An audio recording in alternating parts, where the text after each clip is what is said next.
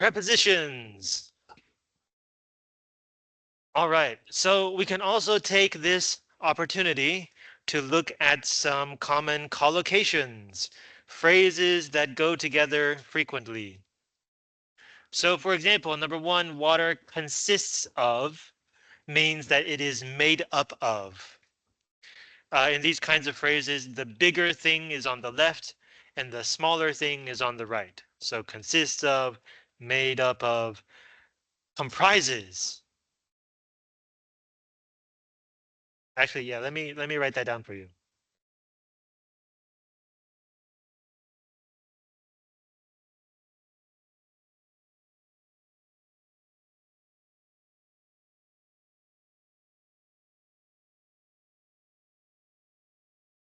Okay, so uh consists of, is made up of, and comprises, these are all bigger than,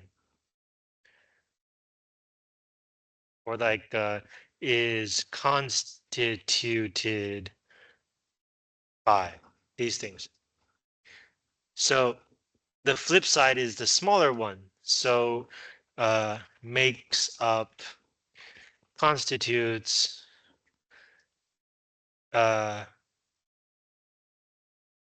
oh, there's another one here, is composed of. Yeah.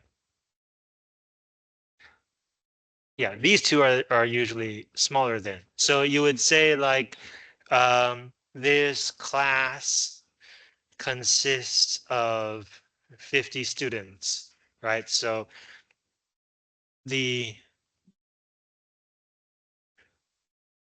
I can't spell today. I can't spell any day. Okay, so yeah, so the big thing is on the left and the small thing is on the right. Or you can flip that around, right? 50 students constitute this class. So in that case, the small thing is on the left and the big thing is on the right.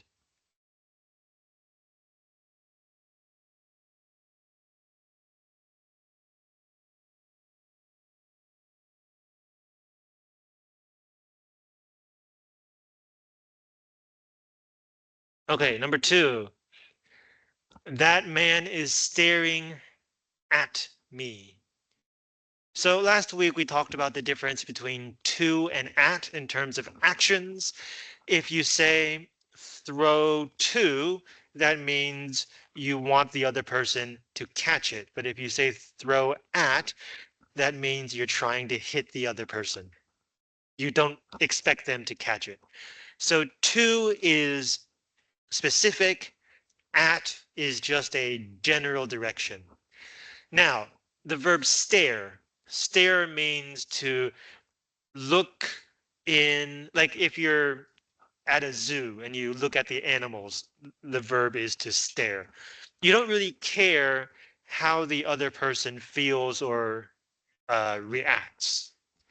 So in this case, the correct preposition should be at, because you don't care about them.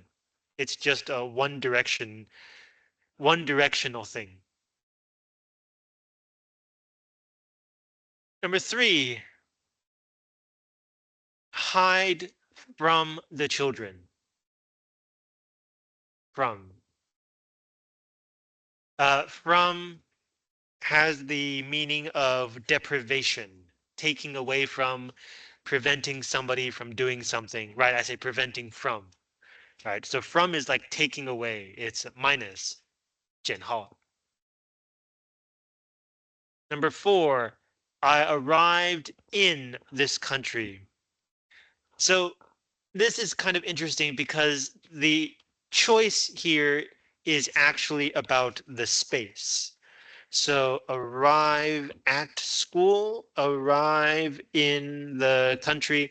The difference here is if you look on a map and you look for the school, it will give you one dot, 一个点. But if you go to the map and you look for a country, it will give you a whole space. So if it's only one specific location, use at. If it is a big place where you could be anywhere inside, use in.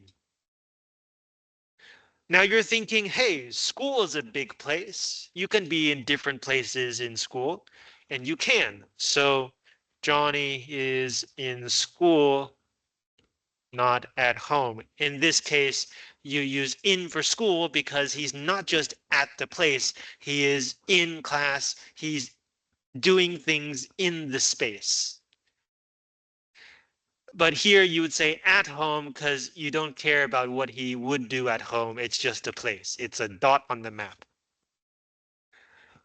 So arrive in the country, but you might say arrive at Paris because Paris is one specific city. Whatever you do, you would not use the word to. Um, if you say arrive to, it's actually separate. I arrived to find that I was the first one there. In this case, these two are separate. They are not related to each other. A, here. I arrived to find. All right, so the arrived and the to are not related to each other.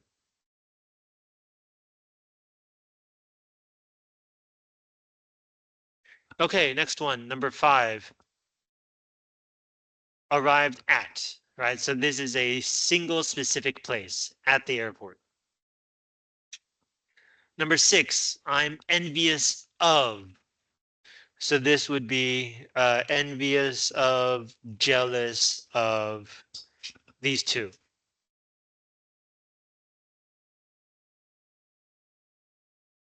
And the object would be people or some person.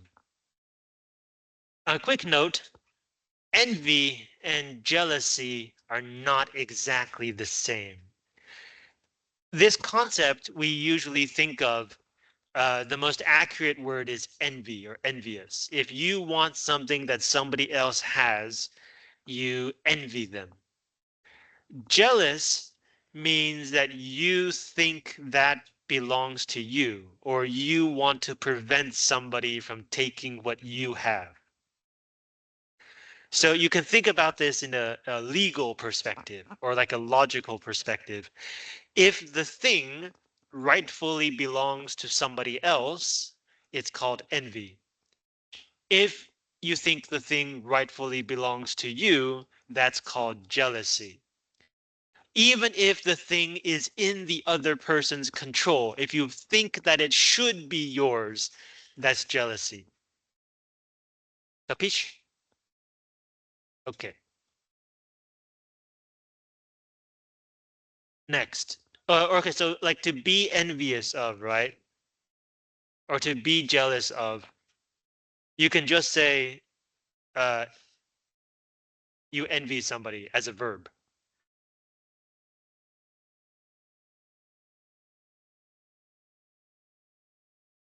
Okay, next. Number 7, responded to the teacher's questions. Um, because you remember like the throw one, if you throw two, you expect them to catch. So respond to is somebody is talking to you or doing something and they expect you to respond. So it should be respond to. It's expected to be bi-directional, two directions.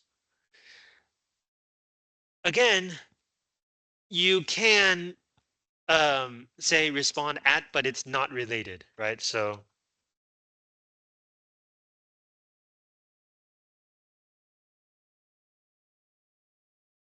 in this case, you would be saying that the dog responded at the sound of something. So at the sound of means as soon as the dog heard. But this logic is saying that the dog is not responding to the bell. It's the dog hears the bell and has some kind of response. There is no connection or there's no communication here. It's something happens and then the dog reacts. So in fact, yes, the better word here would be reacts. Okay, that's not better because usually we also say react to.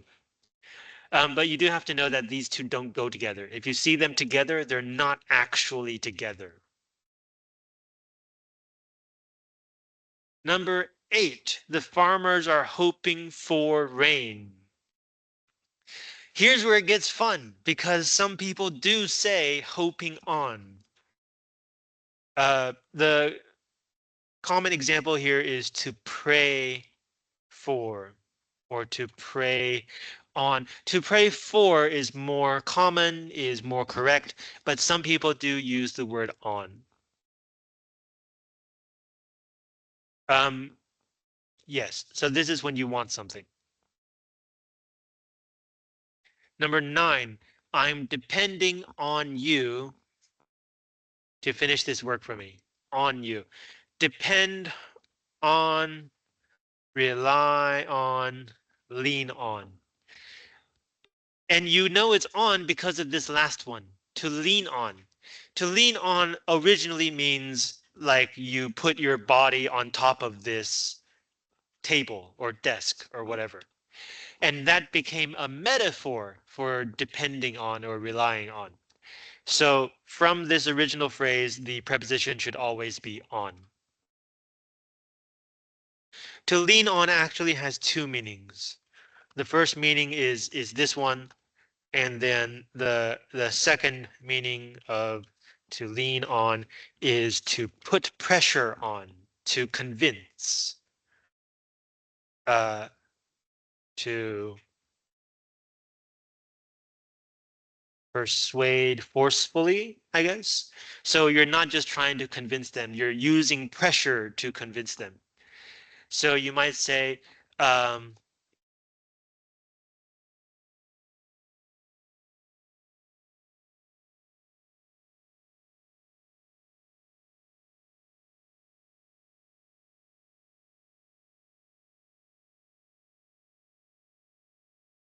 the president leaned on the senator to vote for his idea.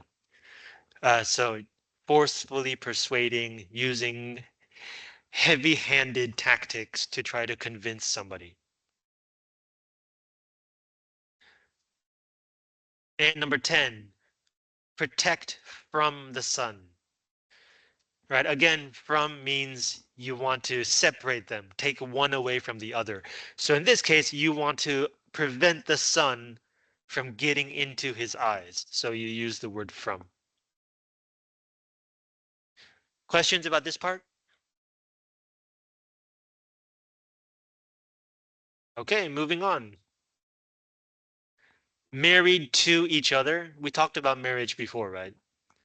Number 2, they have always been faithful to each other.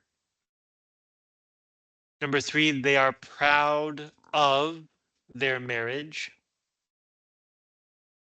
Number 4, they are polite to one another. Number 5 is harder to remember. They are patient with each other. The idea here is that when you are being patient, you're not urging somebody to give a correct response. You're not trying to make them do something. You're simply being there with them. You're not, there's no goal here, right? You're just staying with them, accompanying them. So the correct preposition is with, to be patient with someone. Number 6, they are devoted to one another. And number 7, they have been committed to their marriage. Questions about these? Okay, next part. They are often annoyed with.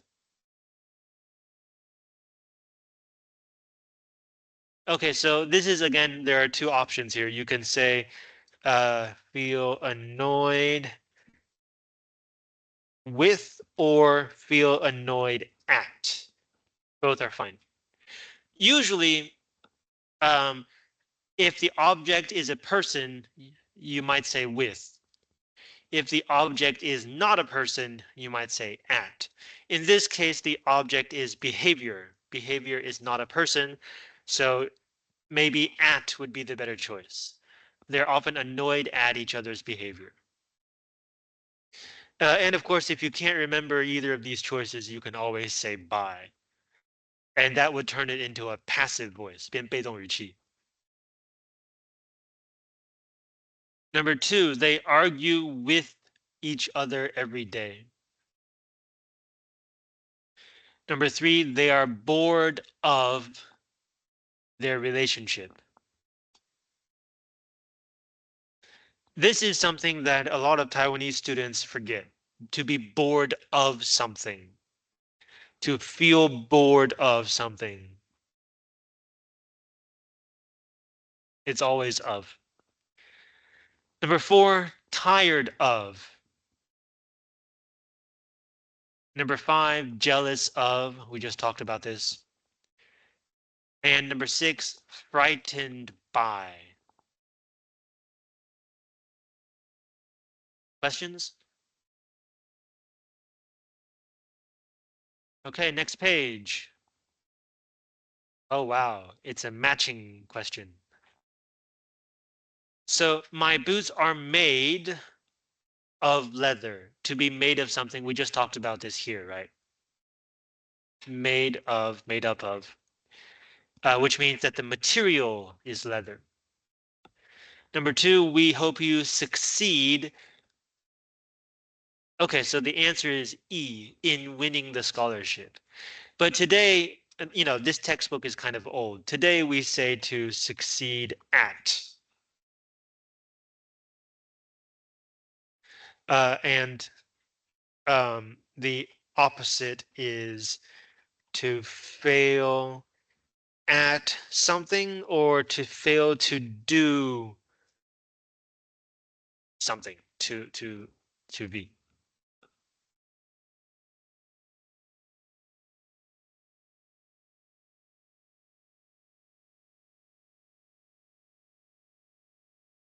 Number 3, she forgave him B for telling a lie.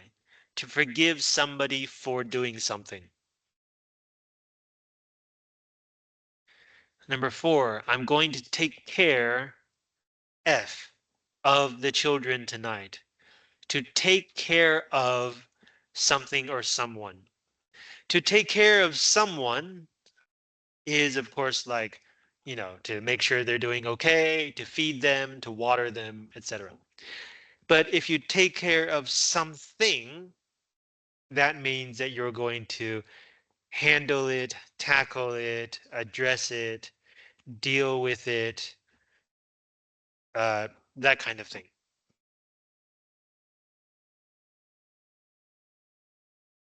I think I'm forgetting 2.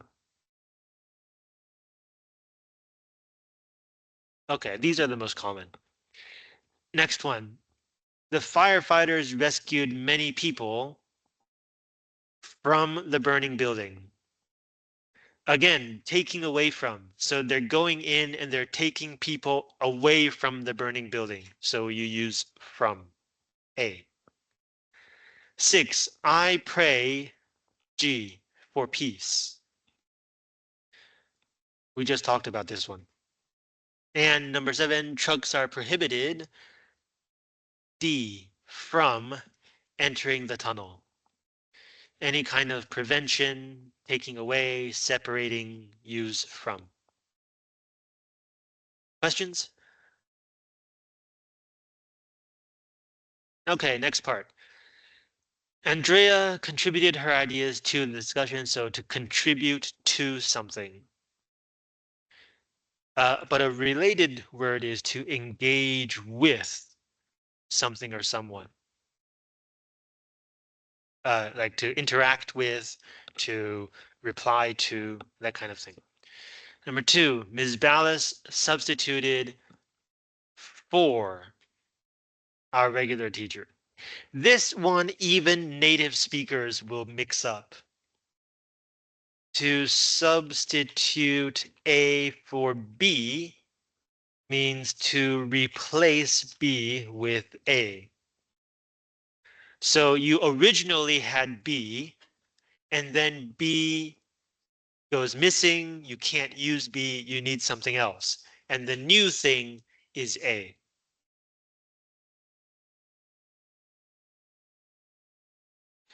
Sometimes you will see people mix these two together and use the word substitute here. Substitute B with A. So you see the key word is not the verb. The key word is the preposition. The preposition tells you the relationship between these two things.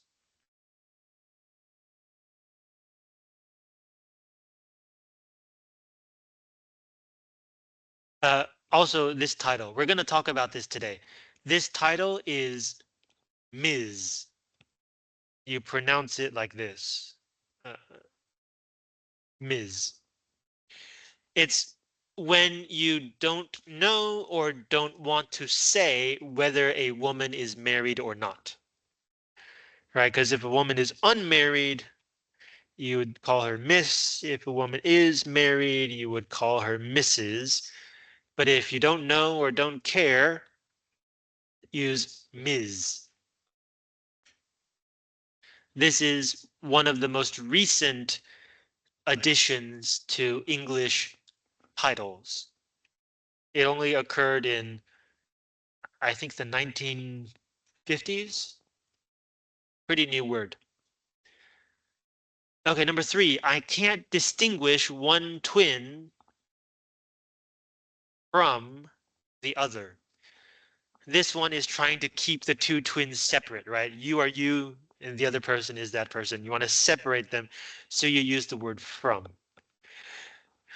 Distinguish, tell, discriminate, differentiate A from B. Yes, the word discriminate now has other meanings, but if used in this sentence structure, the meaning is the same. If you want to talk about like prejudice and racism, you would use the preposition against to discriminate against somebody. Number 4, children rely on their parents for food and shelter. We just talked about this. Number 5, I'm worried about this problem. So you can say about, you can sometimes say by, but if you flip it over, I worry about, but you can also say I worry over something, right? So the first one is passive, right? Be worried. The second one is active. And then there's a very rare use of the word worry. Uh,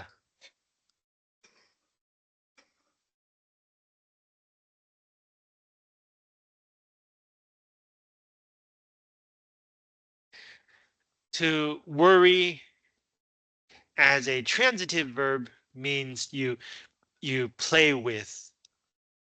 Uh, so maybe Mo is not the best one. He worried his, I don't know, button. There we go. To play with something small in a distracted way. 就是把玩或是玩弄一个小东西. Number 6, I don't care. This one is actually for. To care for something means to like something. I think most of you would want to say to care about something, right? This is to be concerned about something. So the meaning is different.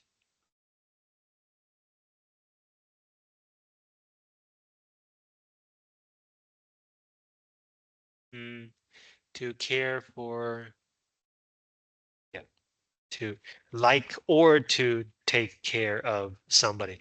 Yeah, so If the object of to care for is a person, then you have to look at the context. Does that mean that you love them? Or does that mean you are going to take care of them?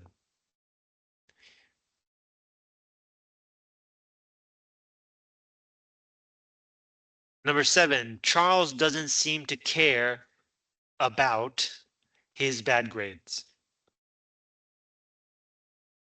Number 8, I'm afraid I don't agree with you. Number 9, we decided on 8 o'clock. So in Chinese, we have the phrase 拍板定案, right? Which translated means you slap the table in agreement as a decision. So if you think about that image, then the preposition you want is on, right? You put your hand on the table. So to decide on. If you don't want to think about this through Chinese, you can also think about like a discussion is happening in the air, and when you all agree, you all come down on a single option. So it's still on. Some of you might be thinking about to, decide to, but in this case, it would be a verb, right? Here, this is a noun. So decide on a noun, decide to do something, verb. Number 10, I am not familiar with that author's works. Number 11, I'm counting on you. I think we also talked about this. Did we talk about this? Oh, oops, forgot. So this is count.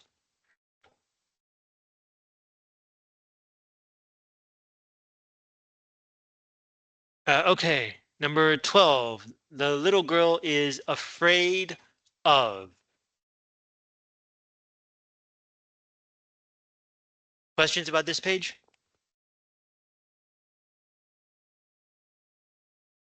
Okay, next page. Fight for something. Number 2, vote for. Number 3, aware of. Number 4, grateful to you for your assistance. Number 5, content with.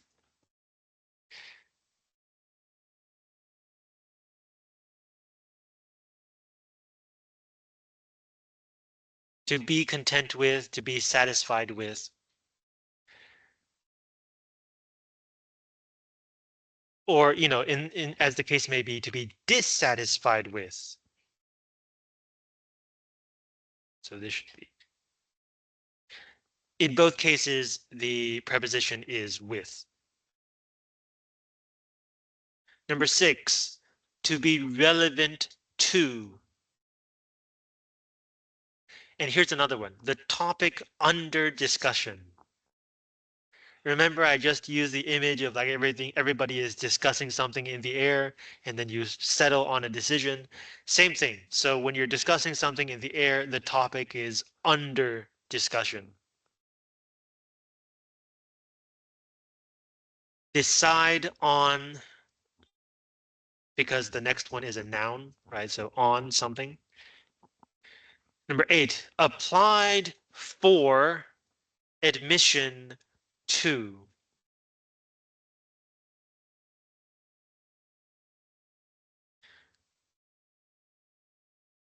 Okay, so to apply for something, but to apply to somebody or some organization.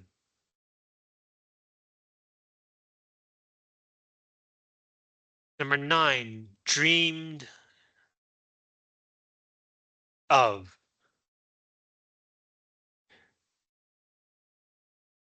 Some people will now also say about because of the Um,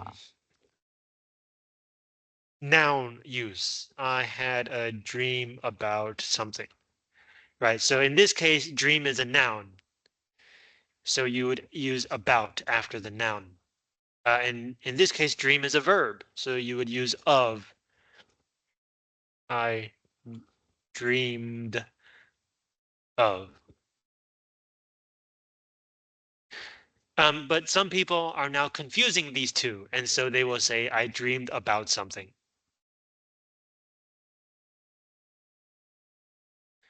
Number 10, dreams of.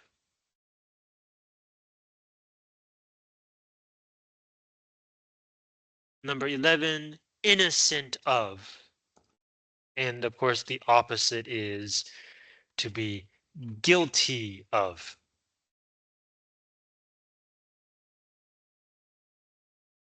Here's another bonus preposition, to be charged with a crime.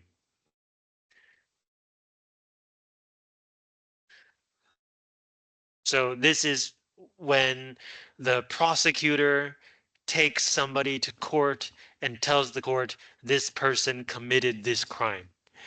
That is called a charge, noun.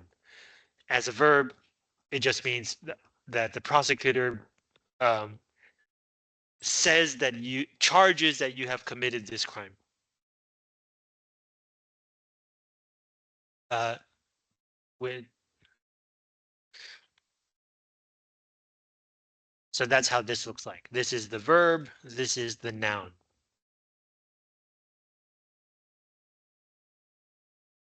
Number 12, Ms. Sanders is friendly to everyone.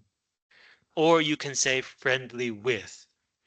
To, I think, is better because here I think the image is whenever she passes by somebody's house, she always waves or whatever. It's not like she spends a lot of time with people. It's just whenever she does interact with somebody, she's very friendly. So here it should be to. It's a communication. But if you think it means that she's always talking to people and being very friendly and spending time with them, then you would say friendly with. Friendly is one of a few adjectives in English that ends with ly. It ends with ly, but it's not an adverb. It is an adjective.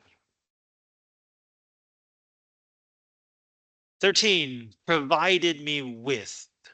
The other one is to supply me with. And you can also say offer and with no preposition.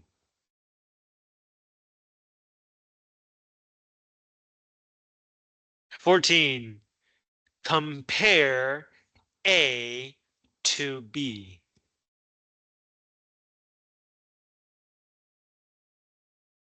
So the idea here is B is some kind of standard.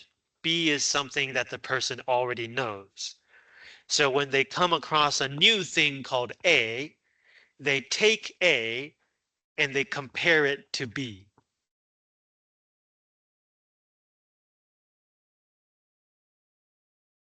The other common preposition is with.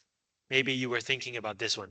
To compare A with B means that none of them is the standard. Sorry, neither of them is the standard.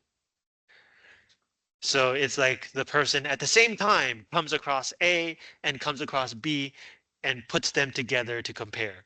Neither one is the already existing standard. Okay, questions about this page? Yes. Num Number 2. Okay, to vote for somebody. Who? If you use to, the next word should be a verb. Vote to a legalize marijuana, right? Legalize is a verb. But if it's a noun, it should be for. So to vote for marijuana legalization, that's a noun. Good. Other questions?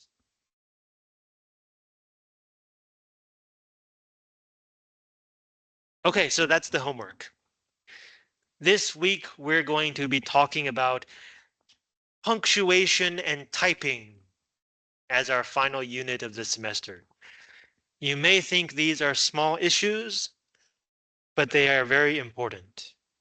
The first thing to know about punctuation in English is that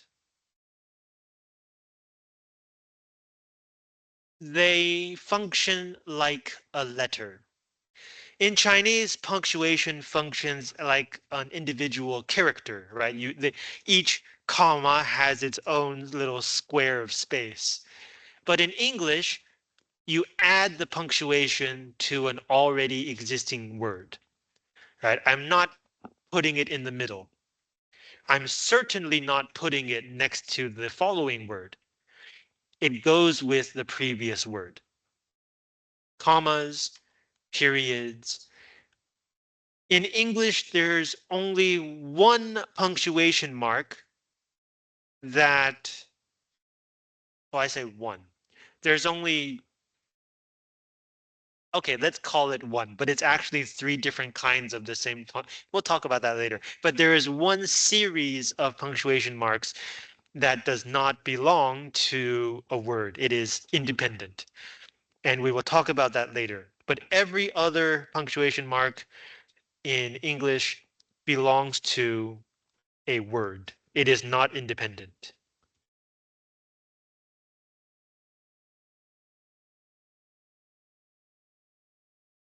Right. So the two most common ones, period and comma. Period is to end a sentence or to abbreviate, right? Mr. is Mr. To abbreviate, you would also add a dot. But this one is becoming less and less common. It is more and more acceptable to just type out the letters of the abbreviation. Right, so in the past, this would be USA. Doesn't that look really old-fashioned? So later it became USA with no spaces, but today we just say USA with no periods either. But for titles, you still have to add the period. Right, so Mr., Junior, which is like the person has the same name as their father, or usually father. Does it apply to girls? Okay, also girls, right? To their parent.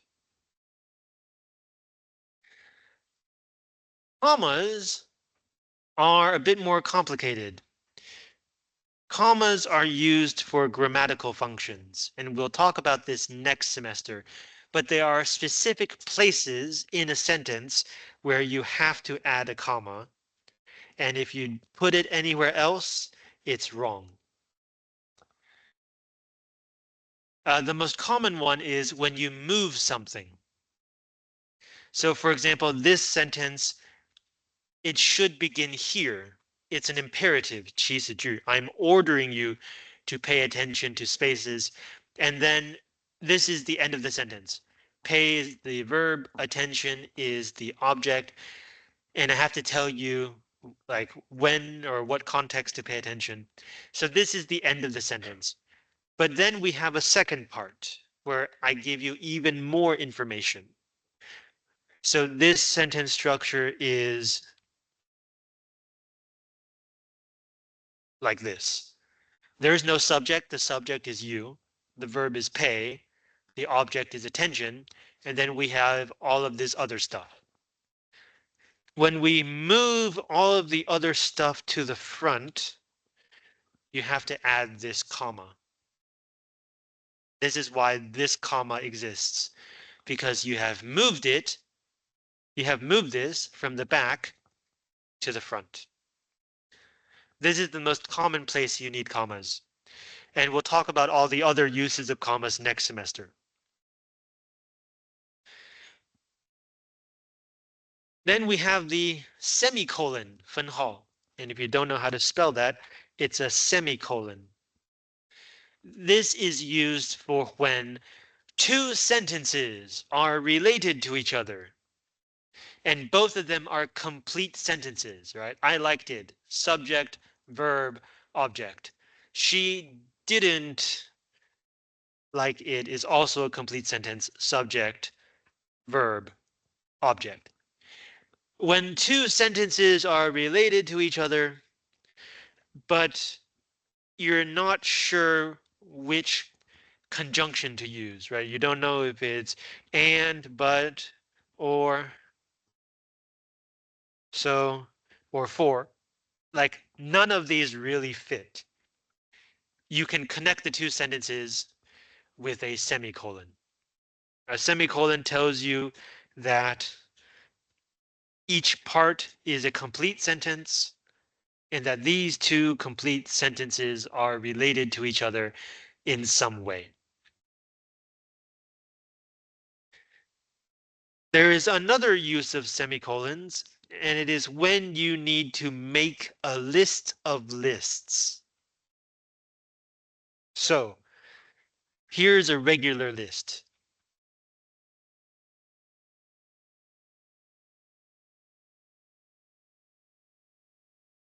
Please buy eggs, milk, and broccoli. And also note that in American English, we most often add this comma. Sometimes you will see a sentence without this last comma. Those are usually British sentences. In American English, we like to add this comma. Now, what if you are asking the person to go to 3 different stores?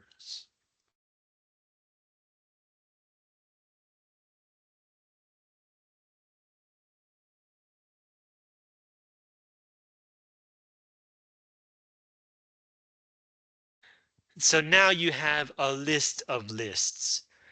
This first list is the grocery store. This second list is the bookstore. And this third list is the clothing store. So when you need a list of lists, use a semicolon to separate each list. Another way to think about this is to think of the semicolon as a super comma. If you are already using commas, but you need a comma to separate things that already have commas, the semicolon is a comma for commas. I don't know if that makes it clear. And another thing you will notice is that in English, we don't have this one, 顿号, right? So in English, we don't have this. If you, in Chinese, we use this for lists, right? But in English, for a list, we just use regular commas.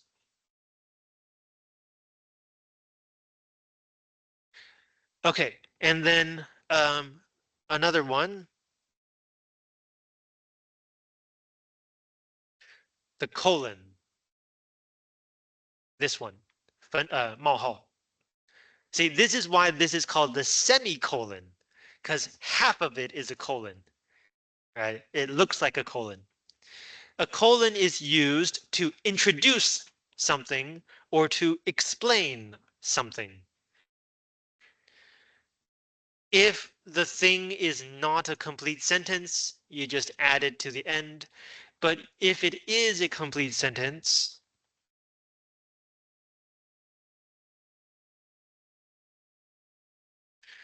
you have the choice of making the first word a capital letter.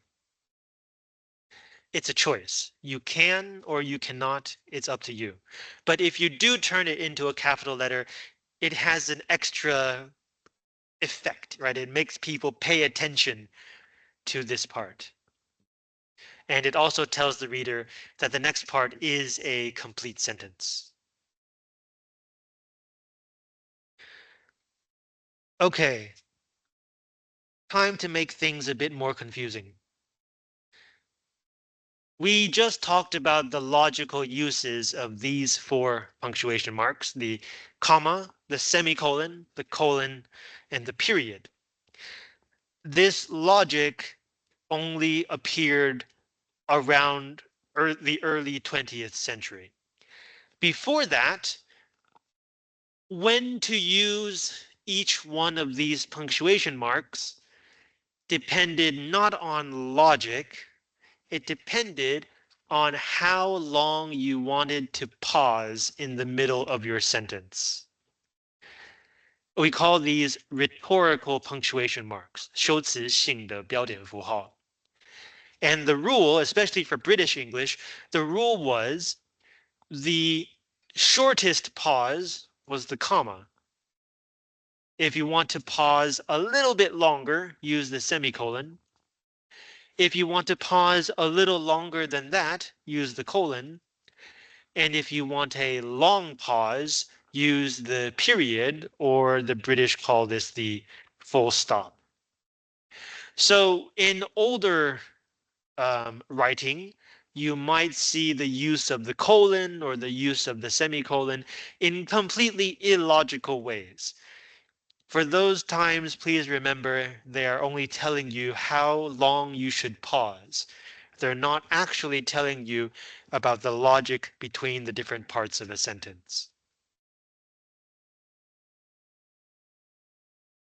Okay, what else do we have? The apostrophe. We talked about this before. If you're omitting some letters, use the apostrophe. And of course, it doesn't look like this, right? It's supposed to curve, 要弯曲. And that leads us to quotation marks.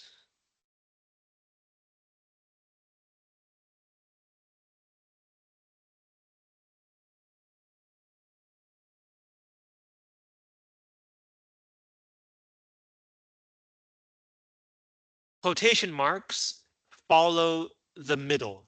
So like, the colon, the semicolon is attached to the previous word, but the quotation mark is attached to the middle, 夹中间. For the first level of quotation,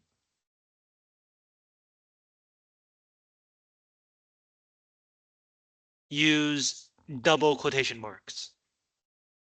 For the second level, a quotation within a quotation, use a single quotation mark.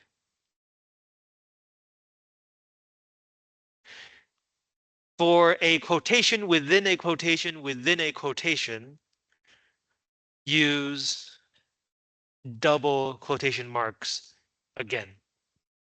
Just alternate, right? Single, double, single. But, if your sentence gets this complicated, you should probably find another way to write your sentence. You'll also notice how I'm using the comma. I'm putting the comma inside the quotation mark. For American English, commas and periods always go inside the quotation mark. There is no logic to this rule. No matter what the logic is, you always put the comma and the period inside the quotation mark. But you'll notice that this exclamation point is not all the way inside. For every other punctuation mark, think about the logic. Does it belong with this word? Incorrect? No, it belongs with this sentence. And so the exclamation point is here. And again, these should not be straight, these should be curved, 要弯曲. Okay, let's take a short break, and then I will get into a bit more detail with some other punctuation marks.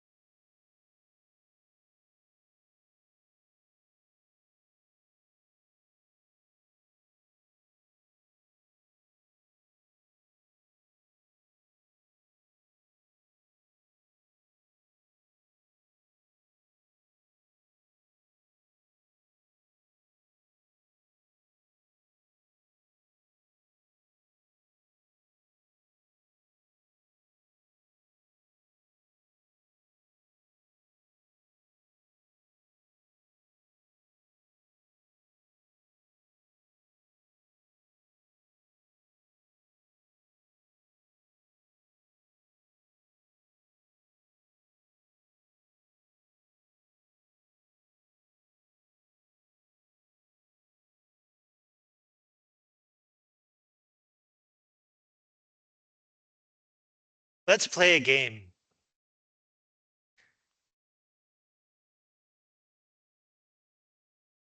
This is the correct version. I'm now going to show you some incorrect versions. Please tell me why it is wrong. Why is this wrong?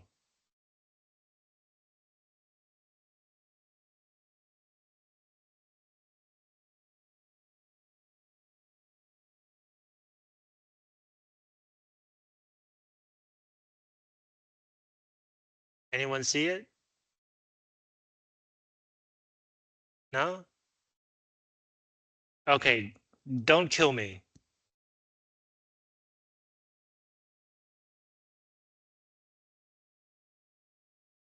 So the quotation is a complete sentence, so it should need a period, but it's not the end of the whole sentence, so we change it to a comma. Let's go again. What's wrong with this one?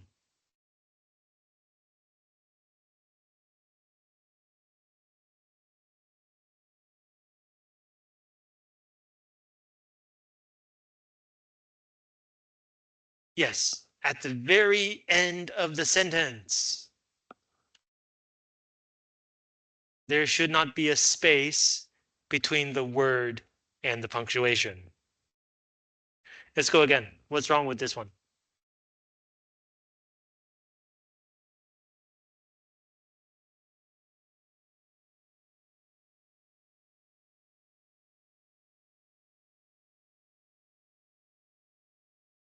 This is something that some students will do. After the word office, that should be one double quotation mark. This one is two single quotation marks. It does look different, and I'll talk about how to type those a bit later. What's wrong with this one?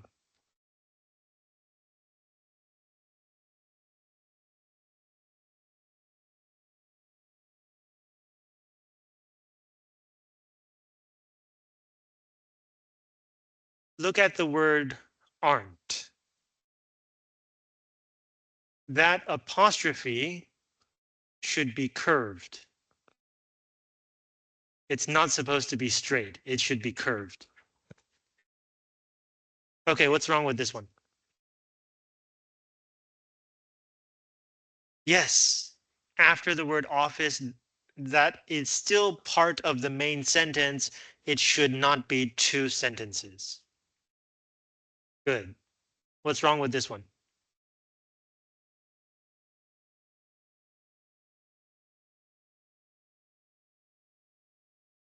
This one is more a test of your aesthetic taste. 比较在考验你们的美感。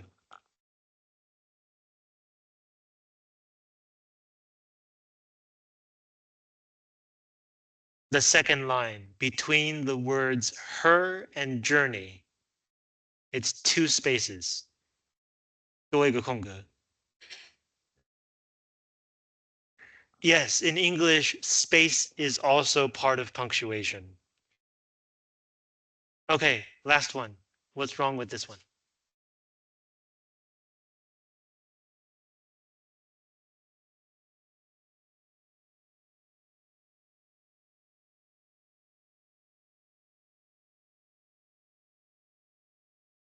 Yes, good. After the word office, after the comma, there's an extra space.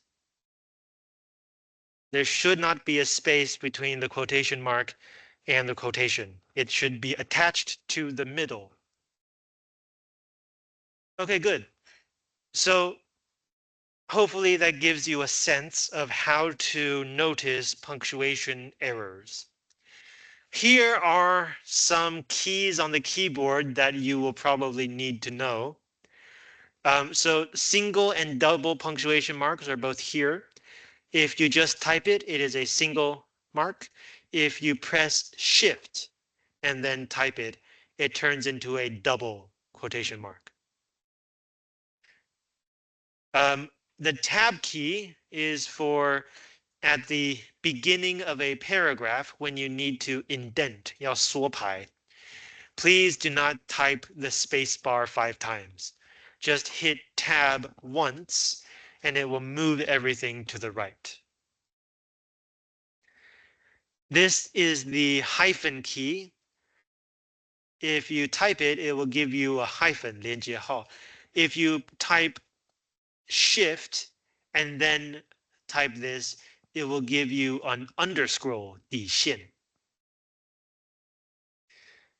This one is for brackets, 中括号. If you just type it, it will give you brackets. If you hold shift and then type it, it will give you large brackets, 大括号.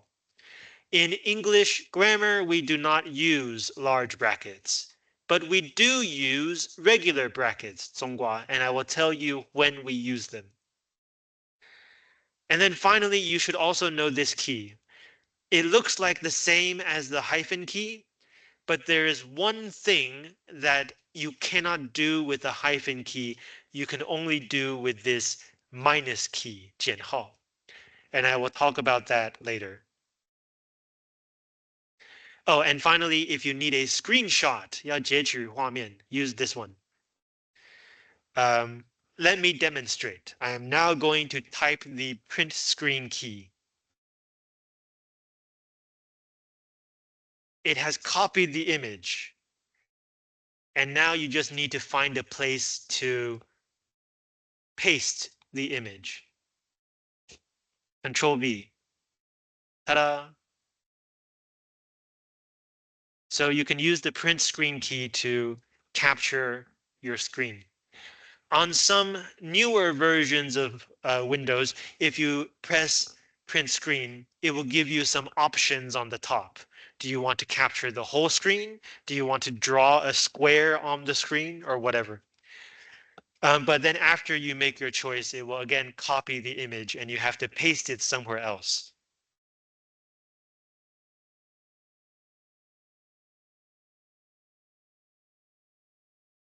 Okay, next we're going to talk about the other punctuation marks I have not talked about. Okay, so we talked a little bit about quotation marks.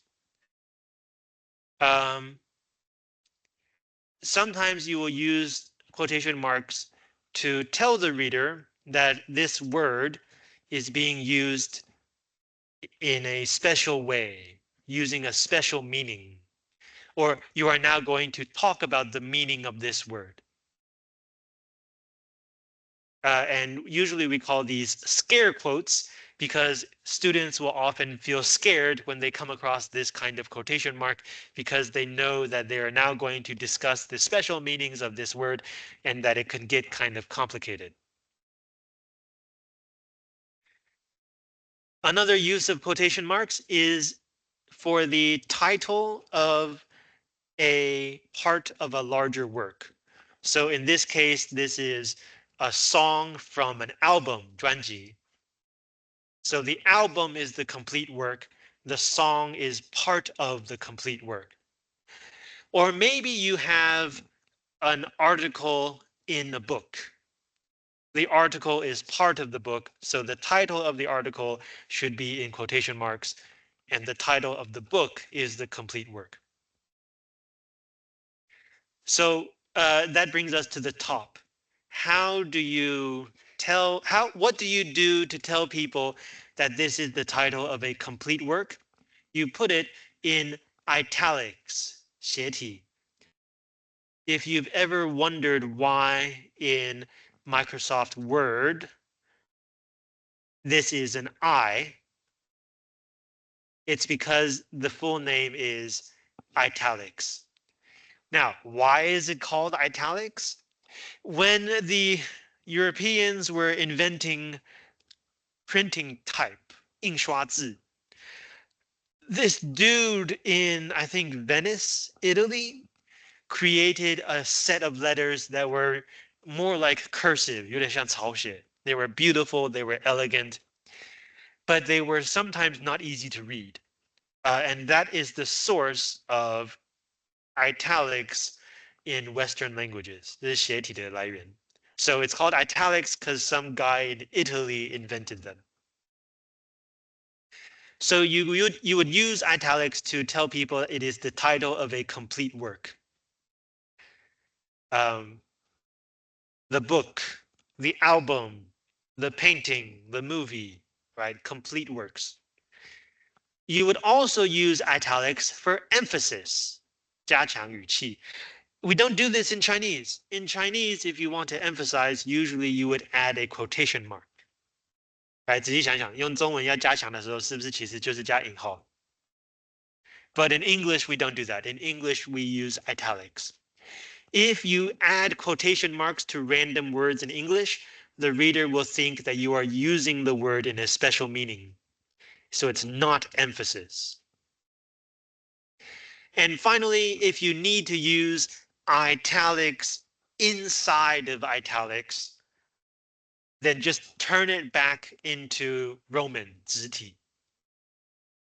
So it's kind of like the double quotation mark and the single quotation mark, right? Double, and then inside that is single, and then inside that again is double. You alternate. Same thing for italics. First level, italics. Second level, Roman. Third level, italics. Okay, good. Questions? Okay, next set of quotation marks. Hyphens and dashes.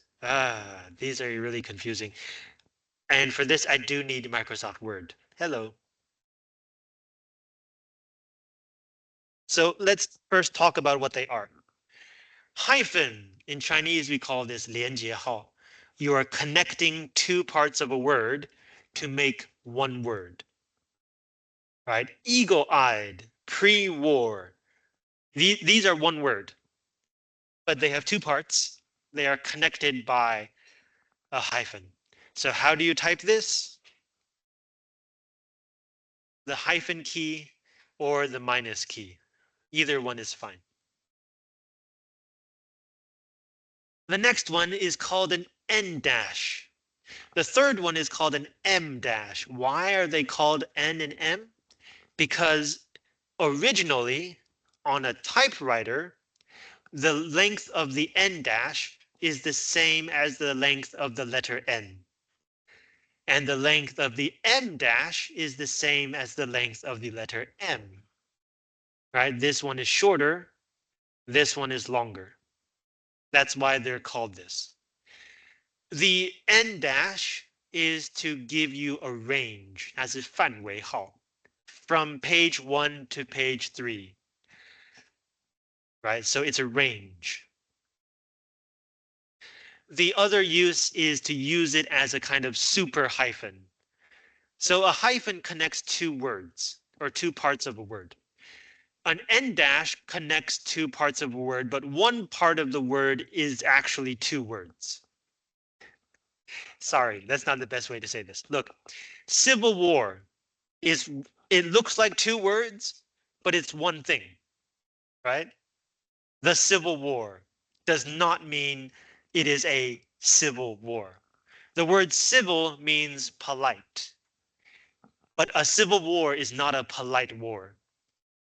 So the Civil War, it's actually one word. It looks like two words, but it's actually one word. But because it looks like two words, if you want to use a hyphen, it could be confused. You might be saying the pre-Civil War, but that's not what you're saying. You're saying pre-Civil War. So, like,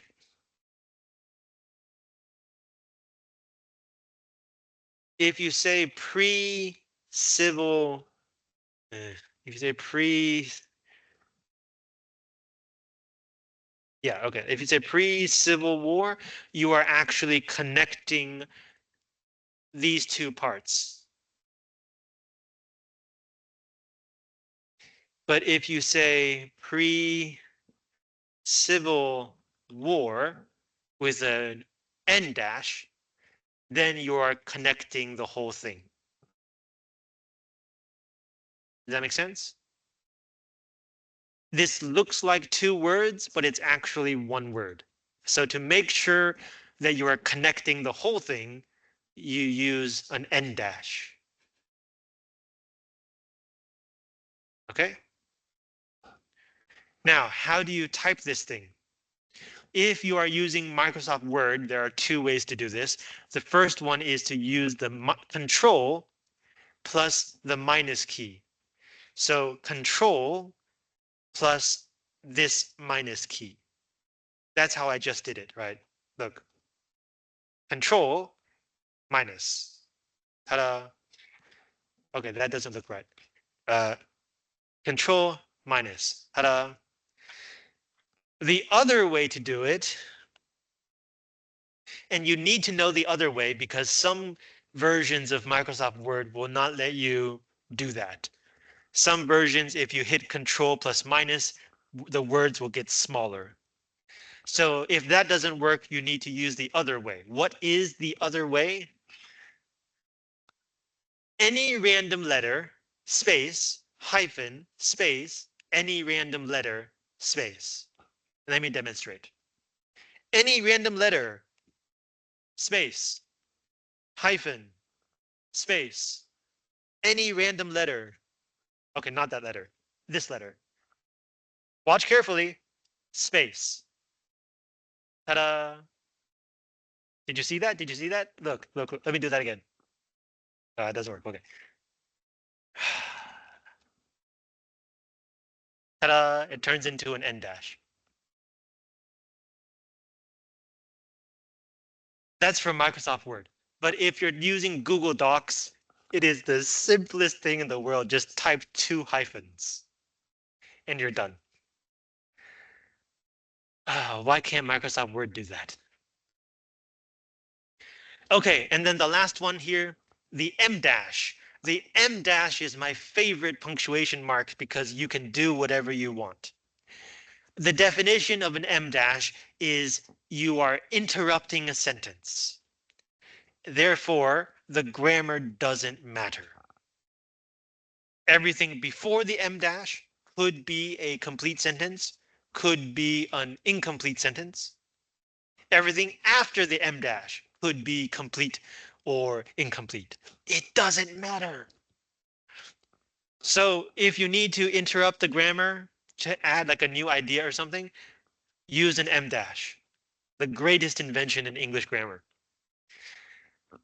Now, how do you type this? In Microsoft Word, any random letter, a hyphen, another hyphen, any random letter, and a space. Allow me to demonstrate. Any random letter, hyphen, another hyphen, any random letter, space. Ta-da! Turns into an em dash. Did you see that? Let me do that again. Any random letter, hyphen, hyphen, any random letter, space. Ta-da! If you're using Google Docs, once again, it is so much easier. Type 3 hyphens. And that's it. Now, one thing you should know about the em dash is there is one use in Chinese that is different from the use in English. In Chinese, we sometimes use a double dash to introduce some information, right? So 我的朋友约翰很帅. You're using the double dash to tell people that the name of your friend is John. In English, we don't do that. In English, if you need to introduce this new information, use two commas.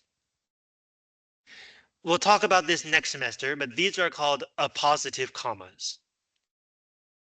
That's not how you spell that. These are called appositive commas. The word appositive means the meaning is the same. So inside these commas, John is referring to the same thing as this phrase before the commas, my friend. These two are the same thing, the same person.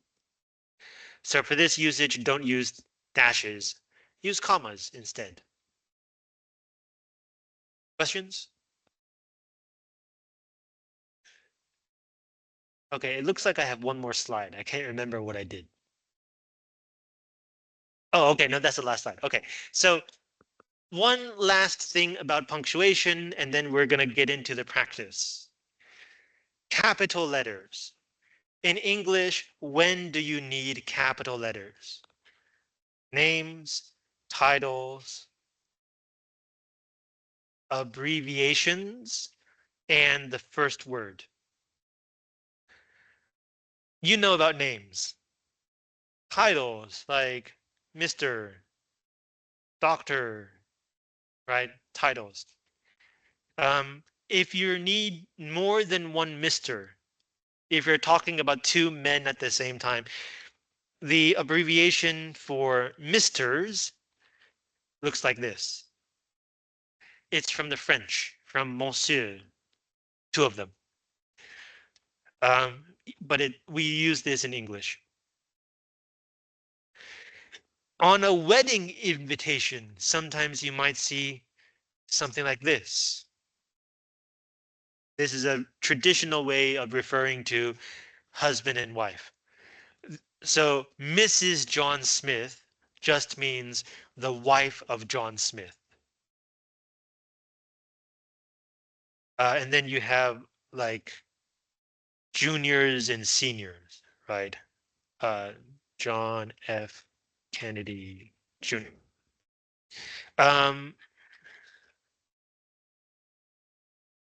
in a sentence, you would surround it with commas on both sides.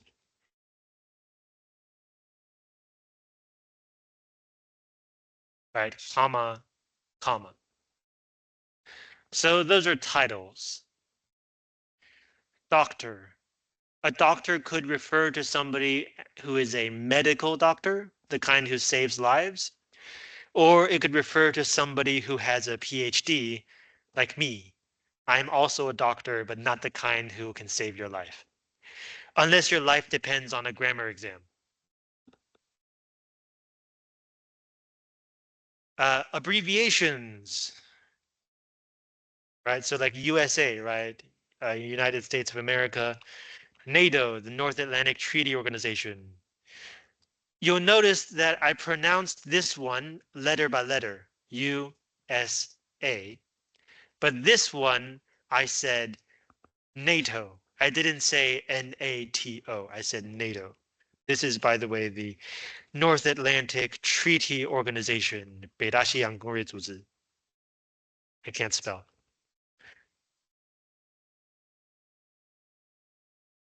The rule is if you can pronounce it as a word, say it as a word. And if you say it as a word, you don't need to add the word the. Um, two exceptions.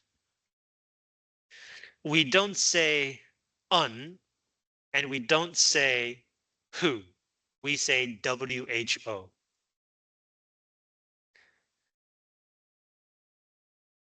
And first word. So the first word of a title, the first word of a subtitle.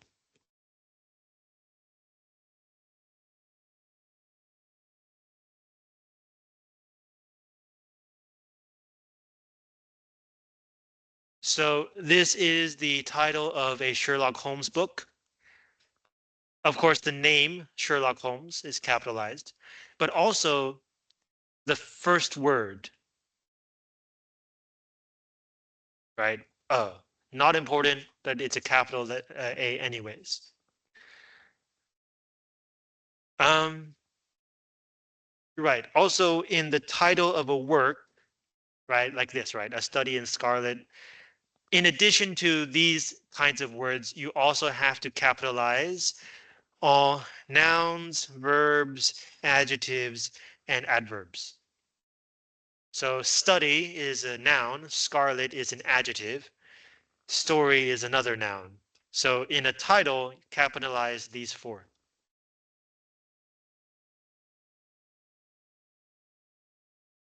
Okay, one last thing. Brackets. I told you I would explain what brackets are. Let me now explain. In English, we have two kinds of this series of punctuation. For a parenthesis, or the plural is parentheses, this is when you add extra information. So, like,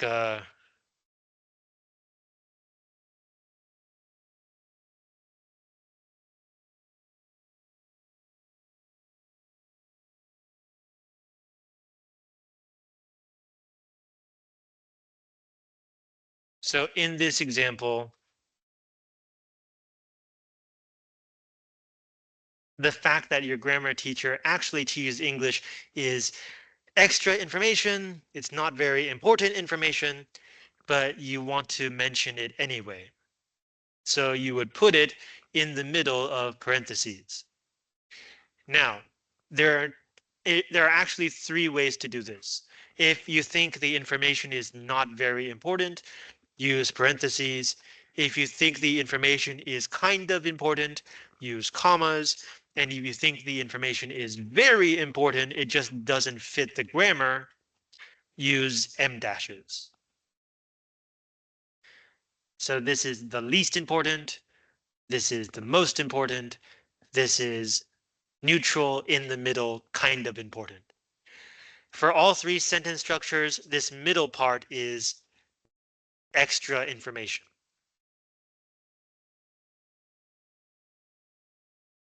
So that's parentheses.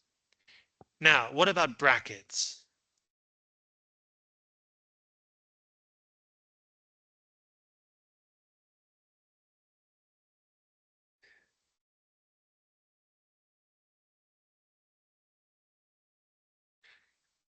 In English, if you need to change something inside a quotation mark or inside a quotation, use brackets.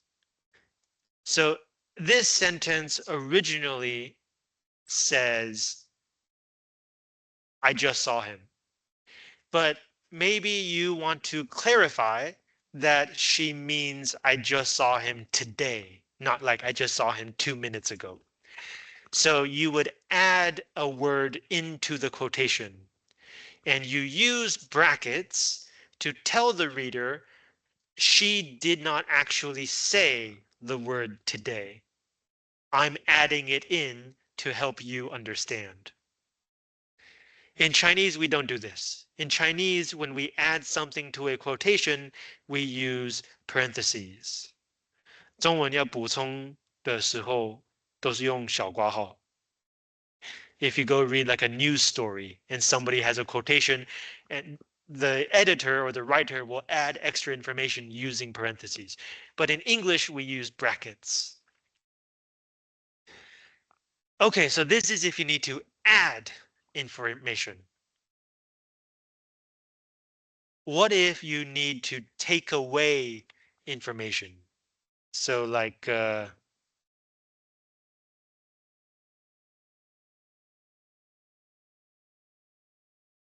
I don't know.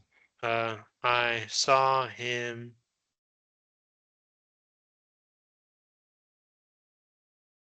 on Wednesday, Christmas morning.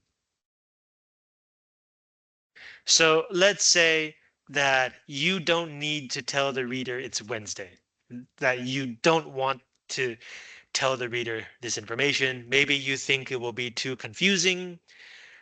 Maybe you think that it's wrong, that Christmas morning is actually Thursday morning or whatever. For any reason, if you need to take it out of the quotation, turn this into an ellipsis, 三节号. In English, an ellipsis looks like this. Period, space, period, space, period, space. It's not three periods. It's three periods and three spaces.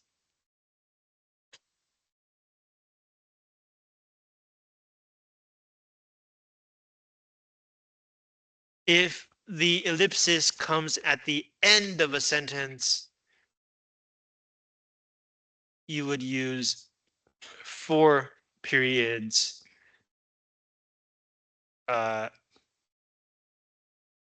Let's say you want to take out Christmas morning. It would look like this. Period, space, period, space, period, space, period. 4 periods. This is for the end of the sentence. Okay, that's all of the punctuation and typing I wanted to introduce. Questions? Okay, if not, let's do the rest of the handout together. We have 20 minutes. Page 34, capital letters. Do any words need to be capitalized? If yes, which words?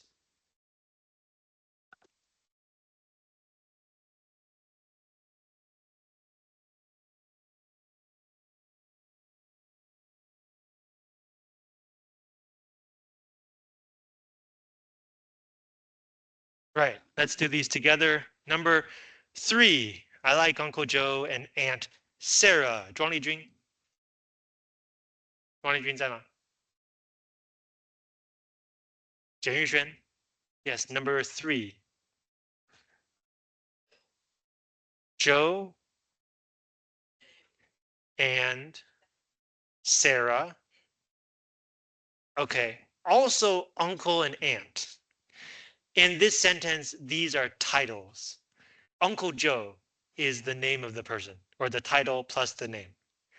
So Uncle Joe, Aunt Sarah. These 4 words needs to begin with a capital letter. Number 4, 邓允慈.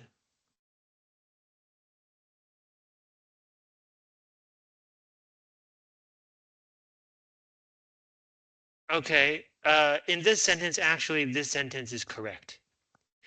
My aunt, you don't have a name, so aunt here is not a title. It's a kind of person. Right? In number 3, it's a title plus a name. Uncle Joe is like saying Mr. Joe, right? But here there's no name, so the aunt is not a title. Does that make sense? 它是一种人，但它不是一个称谓，因为你没有名字，所以它不是称谓加名字，它只是一个身份、一个角色而已，所以不用大写，可以吗？Okay, let me give you another example.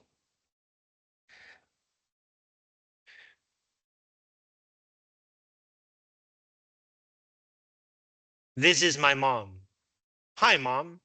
The second mom has a capital M because that is her title. This is what I call her. The first mom is lowercase because I'm talking about a kind of person. She is a mother. She is a mom. She's my mom. But I'm not using it as a part of her name or a part of her title. Okay? Okay, so number 4, aunt is lowercase. Number 5, Li Kaichen. Number 5, please.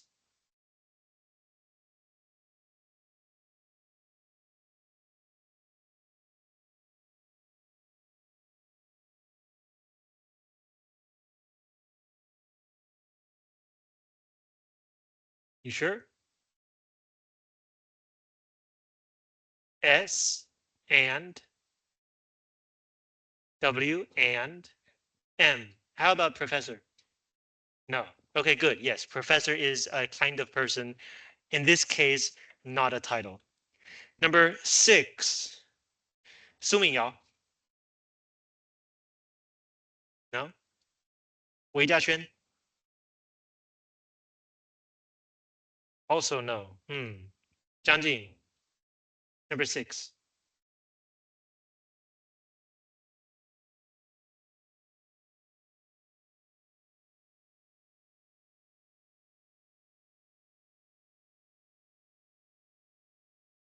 So first of all, Miller?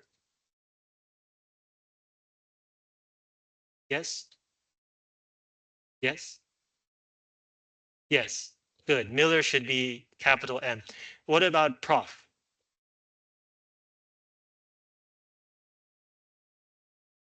Is this a title?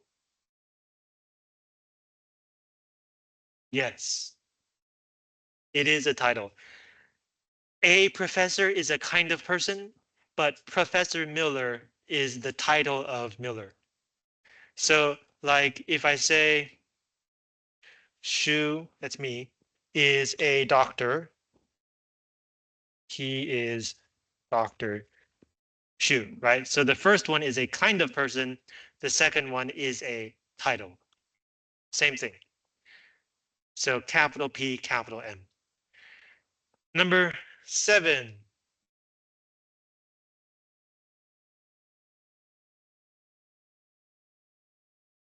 Mion, January, J, good. Name of the month, good.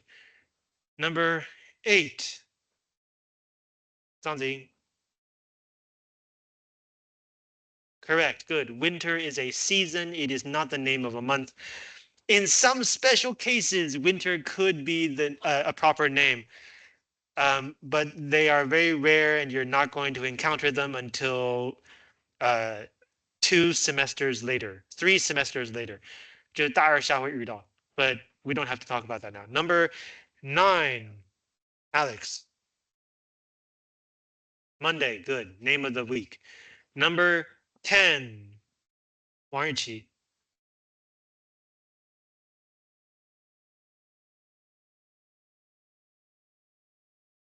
Good. Los Angeles. This is LA, the city of LA. Number 11, Liu Yuning. Good. California. Number 12, 王玉佩. Number 12.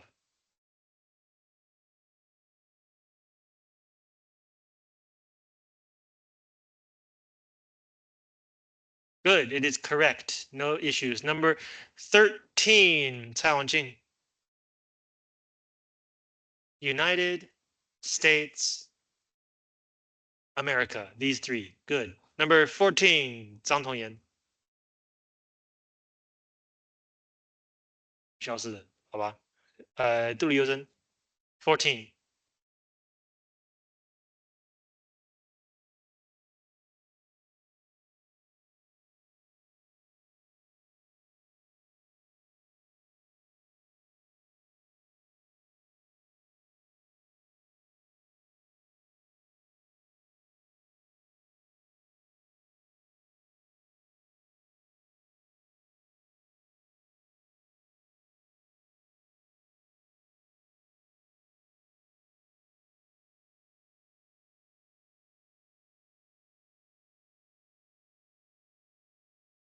Do we need to capitalize any of these words? No? Weeks? Months? Ocean? No? Good. All correct. Good. Number 15, Song Yicang. Atlantic Ocean. Good. 16, Liu Yixuan.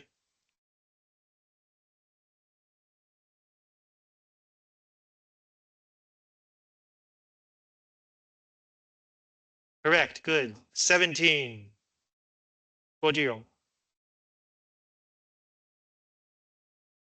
Market Street and Washington and high school. Good. Washington High School is the name of the school. So all three words.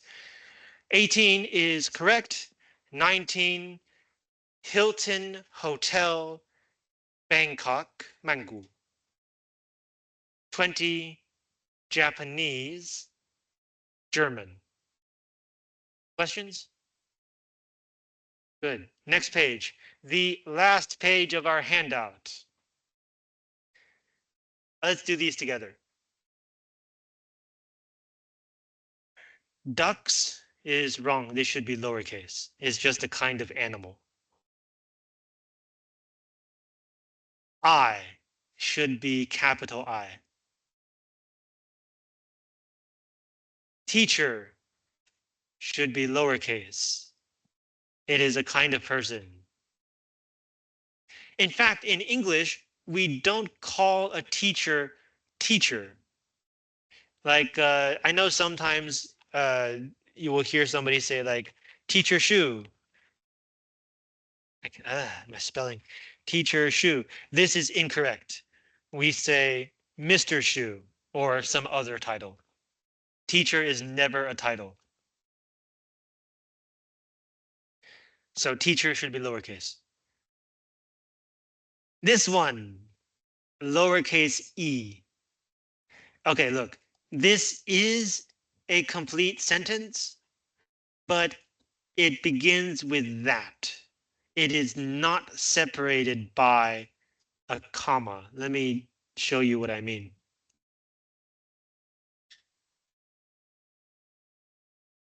You can say, she said excitement is on every page. Or you can say, she said that excitement is on every page. All right, this comma separates the two parts so that this complete sentence is treated as a complete sentence. But if you use that, and we're going to talk about this next semester, you are including this complete sentence in the bigger sentence. There is no separation. It is not treated as a complete sentence, so it should be lowercase. Continuing. Grandpa, lowercase. His grandpa, right? Not Grandpa Smith or whatever. It's not a title. Doctorate, lowercase. A doctorate is a PhD, but it's like earning a degree. The word degree is also lowercase. Science is very important, but it still should be lowercase. Don't be like Donald Trump. Don't capitalize important words. That's what the Germans do. The Germans capitalize every noun. But in English, no. Freshman year, lowercase. Flight instructor, lowercase, both words. And that's it. Questions? Great, we have completed grammar course. Next week is a holiday. Please don't come. If you do come, I won't be here. And the following week is the final exam. The final exam will be exactly the same as the midterm exam, just with different questions. If you feel like you'll probably get a low grade in this course, you can consider doing the extra credit. At the bottom of the Moodle page, you have 3 options. If you don't think you're going to pass, do the last chance quiz. If you do think you're going to pass and you just want a higher grade, do this really big and hard thing. And if you're joining the short video competition, you can submit a link to your video here and get an extra 10 points as long as you are actually working on the video. It's not just like a random shot of like a whiteboard or something.